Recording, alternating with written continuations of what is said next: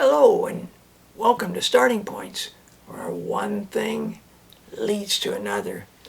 I started a few videos back looking at the senses that we have and sharing this book by Diane Ackerman.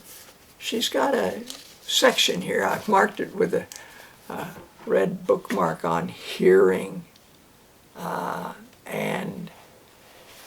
so that's not a bad starting point. I'm going to start with this book, A Dictionary of Composers and Their Music. Well, actually, I want to share something with you before I start. It's estimated, I just checked on this today, that 43 million people globally are living with blindness. At least 2.2 billion have some form of near or distant vision impairment. So they can get by maybe with a stick to help them see if anything's in front of them. Braille, audio books, and they can listen to music. If you are deaf, you can read Braille, but not hear birds or music. Worldwide, 477 million people, that's like more than 10 times, live with a hearing loss, with projections to nearly 1 in 4 people by 2050. Noise levels, certainly part of it. Revving of motors and everything's motored and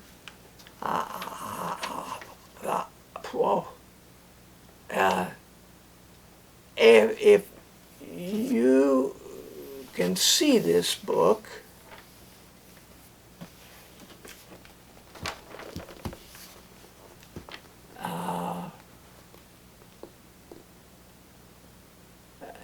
it would be helpful. If you can't hear, so if somebody's talking, you can read lips.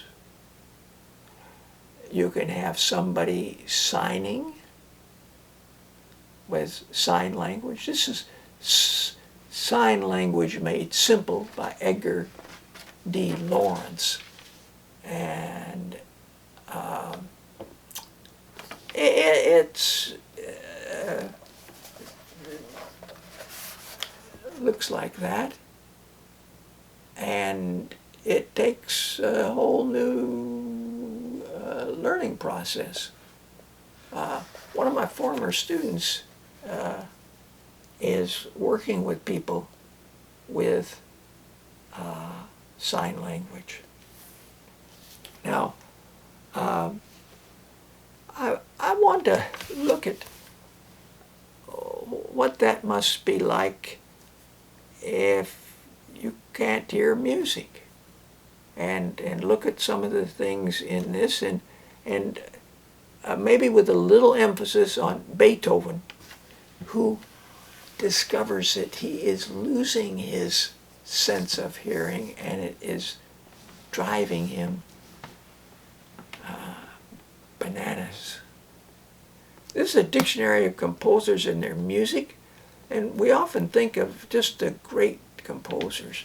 But what's wonderful about this is this book tells you a little brief something about the person, and when they were born. Here's Elizabeth Lutyens, and she died at 76, born in 1906.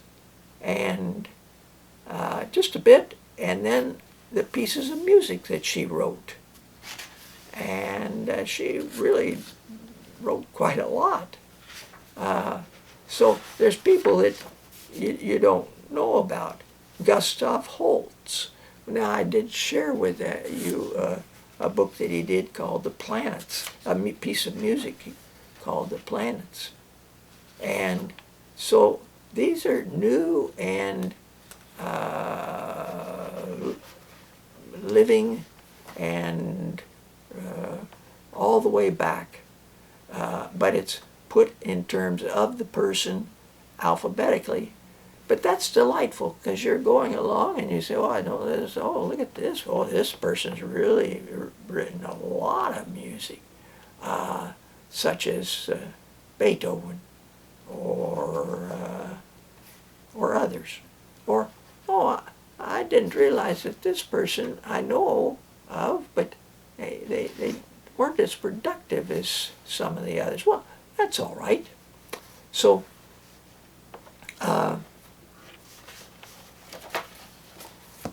a reference book, really. And I wanted to share it because a parent gave this to me. One time I was teaching their son, and they learned that our oldest son was playing and the harp. And they thought this might be a really nice present. And it was and is. It's a great reference book. How to play the kazoo. Now, this, you have to have a bit of sense of humor with that. Through Grandpa's Eyes. This is a book by Patricia McLaughlin. This is by Barbara Stewart. I'm sorry that I want to be sure to give you the title and the author. And so this is because we had our first son became a musician because he'd listened to lots of music, and he read books about harpers and then the two, he got interested. He said, came and he was about 13. He says, you know, I'd like to learn how to play the harp. And it was my wife that took him around to different harp teachers and found one that she thought that would work well, and it did. And so he's still playing the harp. And our third son went a slightly different direction. He wanted to learn how to play the drums. And he plays marimba mainly, and has had a chance with Canadian grants to visit a number of continents and learn from musicians elsewhere. Music is, to me, it's worldwide language that can be appreciated by people around the world. We're not often exposed to all of that, but it's there. This is in praise of music. I guess that's what I've been doing, just praising music. This is an anthology edited by Richard Lewis. And here's Beethoven, Letters, Journals, and Conversations, because letters were more common then, and they got saved, and it goes back. They were translated and edited by Michael Hamburger. And it's a fascinating book. I was going to share passages, but I've got lots of books, and so I'm just going to show you the titles. Something might catch your eye there. Clyde Bulla, who wrote a number of children's books, wrote more stories of favorite operas, which implies to me he also wrote stories of favorite operas. So this is Boyhood of Great Composers, Handel, Mozart, Schubert, Mendelssohn, Grieg, and Elgar. And that book was so popular, I'm assuming, the second volume was put out.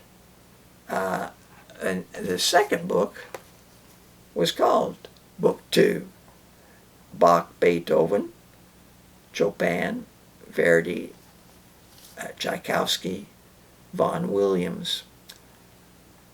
And because this first volume had been popular, I'm guessing here, they went and reprinted it.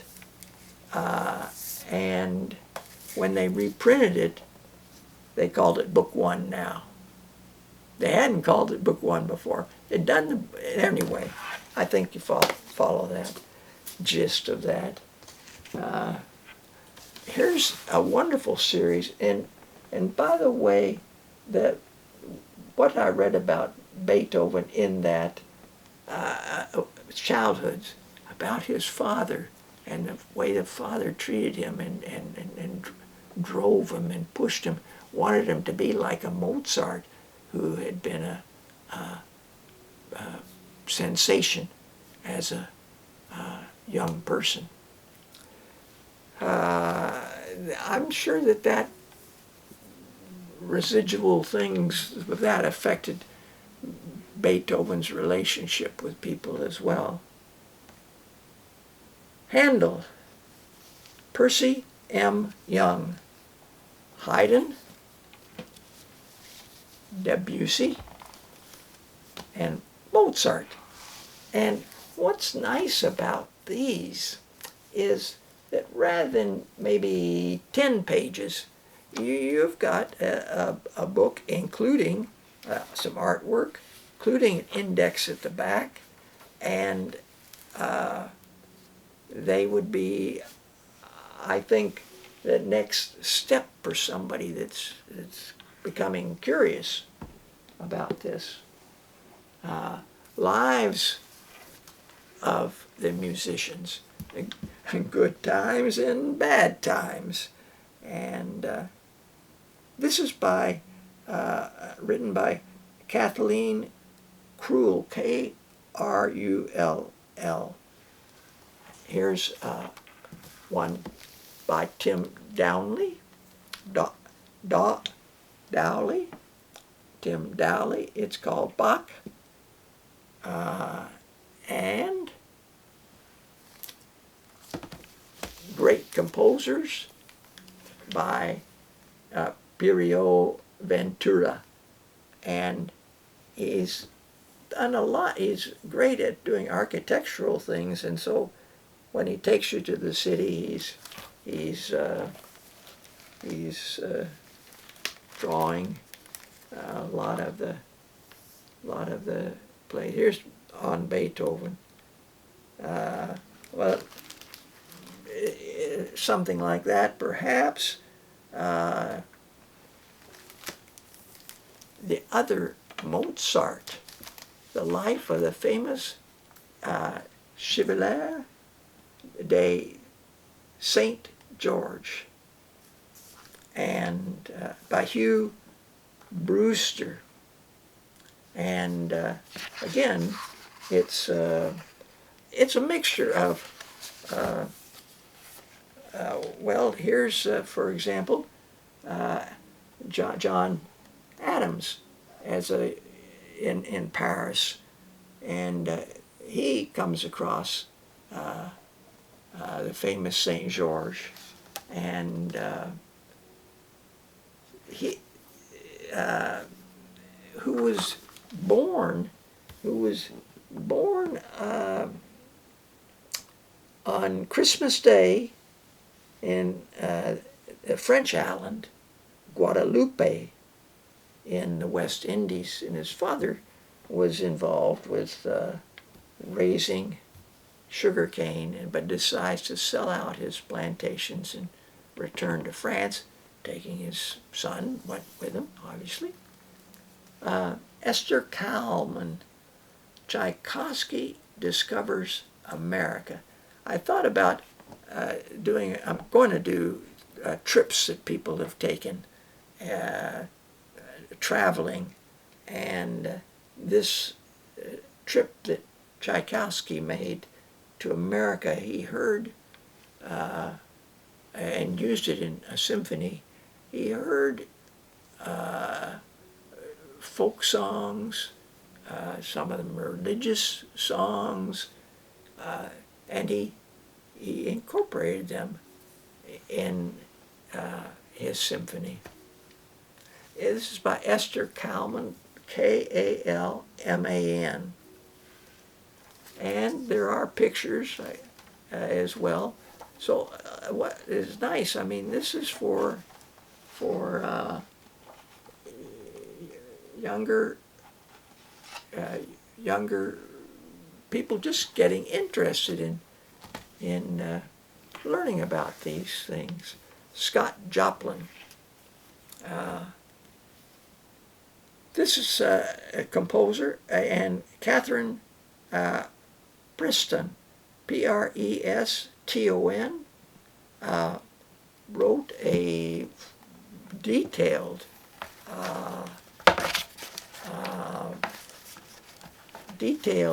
book with many photographs from the times of the person who is famous for writing the Maple Leaf Rag, Giants of Jazz by Studs Terkel.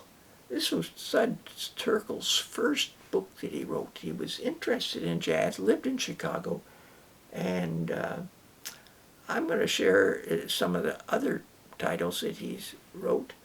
But this is nice long essays, 16 pages, 15, 15, 15, 20, 20, 13 on Joe Oliver, Louis Armstrong, Bessie Smith, Bix, Fats Waller, Duke Ellington, Benny Goodman, Count Basie, Billie Holiday, Woody Herman, Stan Kenton, Dizzy Gillespie, and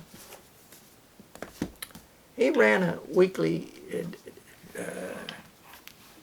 show, a radio show, playing music and also interviewing people, and so I'll share more of Studs at some point, probably.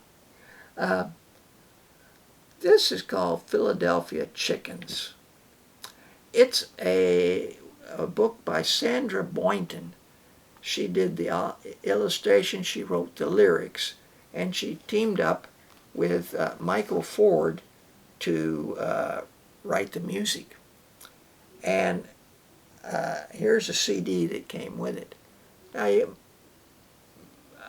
I liked having both, and I used the book with 4th and 5th graders 2 or 3 or 4 PE times in the spring, and I put the CD on, and that was our gym period. We just danced and boogied to the great lyrics of Philadelphia Chickens. Well, thanks for joining me.